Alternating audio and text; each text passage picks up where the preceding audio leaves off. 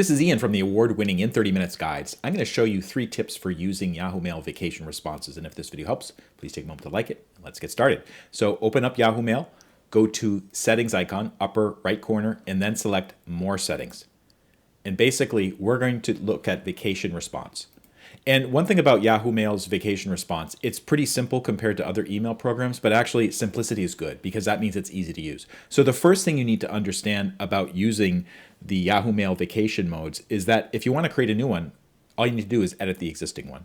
So like, let's say that my vacation's over and I want to create another vacation response.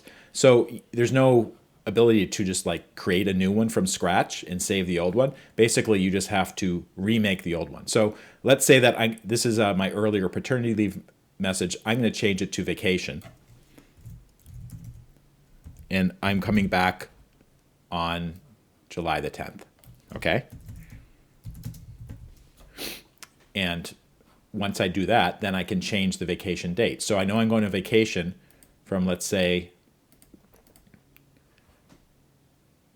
July 1st, and then I'm coming back on July 10th. Okay, so once I'm done, click Save.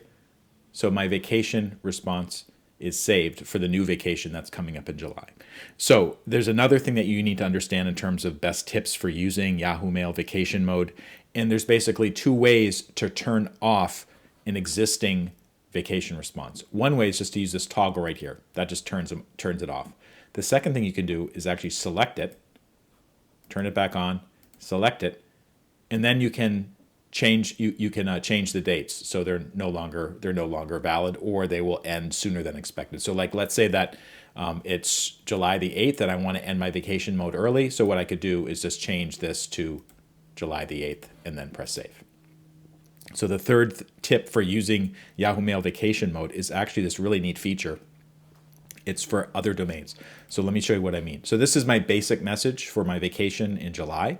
If I scroll down in the bottom, it says send a different response to specific domains. So right now, in30minutes.com, that's the domain for my company, for my publishing company.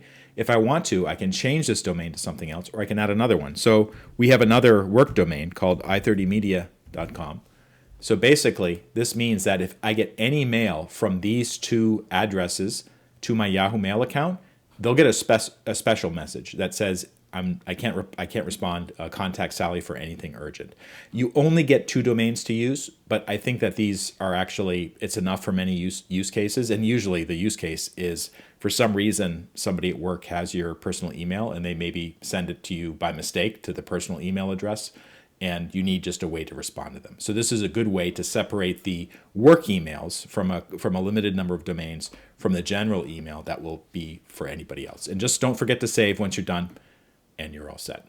If this video helped, please take a moment to like it or subscribe. And for more information, check the links in the show notes. Thank you so much for watching.